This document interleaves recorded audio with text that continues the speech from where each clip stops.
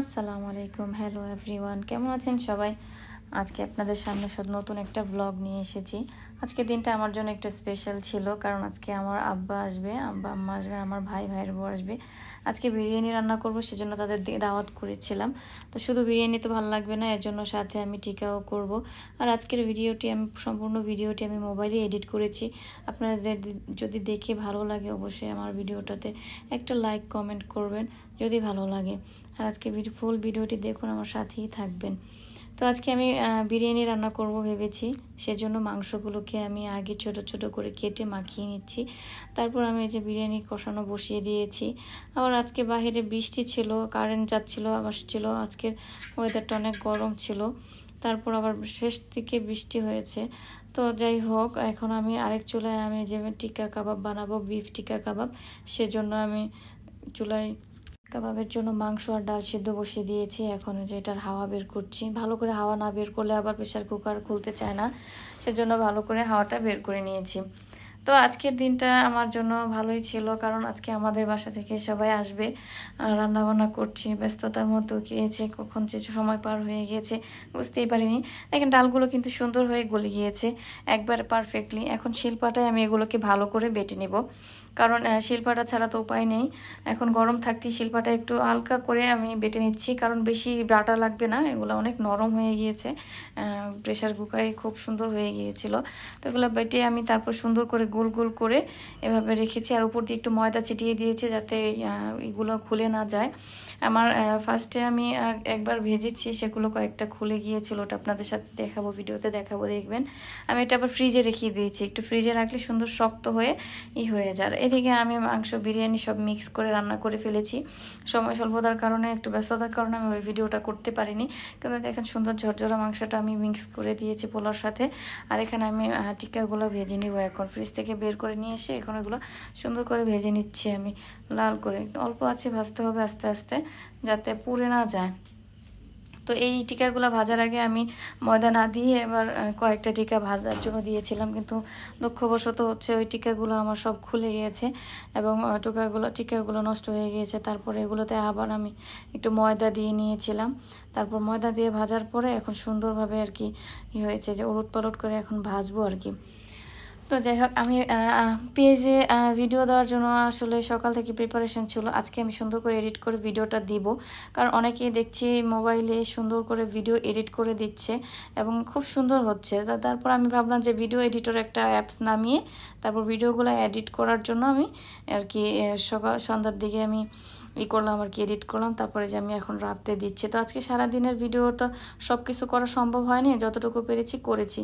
আর আমার একটা ছোট বাচ্চা আছে, আমি একদিন বলেছি, আপনারা হয়তো সবাই জানেন না, আমার বেবিকে রেখে তারপর আমি কাজ করতে হয়। এই যে দেখেন টিকাগুলো প্রথমে দিয়েছি, 4-5টা টিকা এরকমভাবে আমার খুলে খুলে গিয়েছিল। তারপরে আবার ওগুলাতে নতুন করে আমি ময়দা দিয়ে নিয়েছিলাম।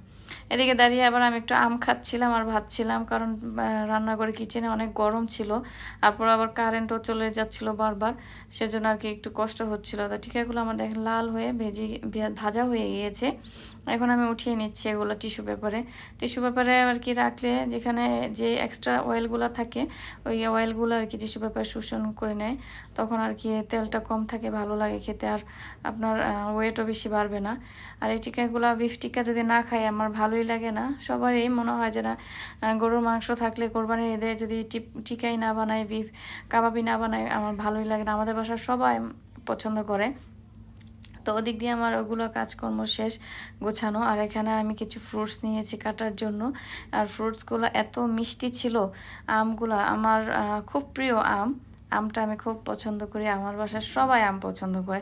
আর কার না ভালো লাগে বলেন, আমের দিনে আম খেতে ভালো না লাগবে তাহলে কখন খাবো বলেন। এখন এত সুন্দর মিষ্টি মিষ্টি পাকা পাকা আম বাজারে উঠেছে। আর তাছাড়া সিজন ছাড়া তো সব ফ্রুটস আসলে খাওয়া ঠিক না, সিজন ছাড়া পাওয়া যায় না, যদিও পাওয়া যায় সেগুলোতে প্রচুর ফরমালিন কেমিক্যাল থাকে, ওগুলো আসলে স্বাস্থ্যের জন্য ক্ষতিকর। যাই হোক, আম কাটছিলাম, আম কেটে আমি এগুলো আগে ফ্রিজে রেখে দিব, তারপর খাওয়া দাওয়া শেষ হলে ফ্রুটসগুলো আর কি দিব। তো তো পেজের জন্য আসলে যতটুকু এফার্ট দেওয়া দরকার, যতটুকু চেষ্টা করি, সময় যতটুকু হাতে থাকে ব্যস্ততার মাঝখানে চেষ্টা করি। আর সবাই একটু সাপোর্ট করবেন, পাশে থাকবেন, তাহলে দেখবেন সবাই একসাথে এগিয়ে যাবে। আর এই যে আমার বাবার গাছের একটা কাঁঠাল, আমার কাঁঠাল নিয়ে এসছে, আমটা কি না, কিন্তু কাঁঠালটা গাছের কাঁঠালটা খুবই সুন্দর এবং মিষ্টি একবারে। কাঁঠালের এগুলো কোষগুলো খুব সুন্দর লাল টকটক, আপনি দেখলেই বুঝতে পারবেন। এবং এত সুন্দর ঘ্রাণ, কাঁঠালটা না খেলে বুঝতেন না। কিন্তু আমাদের গাছের কাঁঠাল বলে বলছি না, কিন্তু খুব মজা কাঁঠালটা।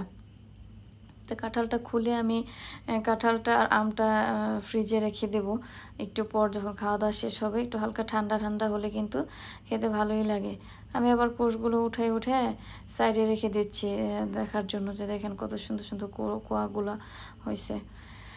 আর পেজের ব্যাপারে বলবো যে আমি সারা দিনে 1, 2, 3 যতটুকু পারি রিলস দেওয়ার চেষ্টা করি। আর প্রতিদিন একটা করে যদি মিনি ভ্লগ দেই তাহলে পেজের জন্য খুব ভালো। পেজে ভিডিও দিতে হয়, আবার ছোট রিলসও দিতে হয়, যদিও সব সময় দেওয়া হয় না। অনেক দিন পর আমি যে এখন থেকে আবার শুরু করেছি ভিডিও দেওয়ার জন্য, বড় ভিডিও দেওয়ার জন্য। চেষ্টা করব প্রতিদিনই 2-1 করে রিলস সাথে একটা করে ভিডিও দেওয়ার চেষ্টা করব, যদি পারি আর কি, সম্ভব হয়। তবে এখন থেকে সিরিয়াসলি নিচ্ছি যে না, পেজটাতে যেহেতু করছি আর সবাই দেখছি করছে, অনেক সফল হচ্ছে, ধৈর্য ছাড়া তো হবে না। আর পেজ চালাতে গেলে অবশ্যই প্রচুর ধৈর্য লাগে, ধৈর্য ছাড়া একদম হবে না। ধৈর্য না থাকলে অবশ্যই মানুষ মানে হয়ে যাবে, মানে কি বলে এটাকে, বিরক্ত হয়ে যাবে পেজ নিয়ে একবারে। এই জন্য আর কি, যে দেখেন কোষগুলা, কাঁঠালের কোয়াগুলা কত সুন্দর লাল। তো আমার আর কি খাওয়া দাওয়ার জন্য যে প্লেট একটা রেডি করছি। আর আমার ভিডিওটা যদি ভালো লাগে আপনারা সবাই একটা করে লাইক কমেন্ট করবেন, আর ফলো দিয়ে যদি দিতে চান তাহলে দিবেন, না দিলেও সমস্যা নয়, তবে সাপোর্ট করবেন, পাশে থাকবেন। আপনাদের সবাইকে অনেক ধন্যবাদ আমার ফুল ভিডিওটা দেখার জন্য। এবং আগামীতে যদি ভিডিওগুলো দিই সেগুলোও দেখবেন এবং আমার পাশে থাকবেন। আমিও সবার পাশে থাকার চেষ্টা করব ইনশাআল্লাহ। আল্লাহ হাফেজ।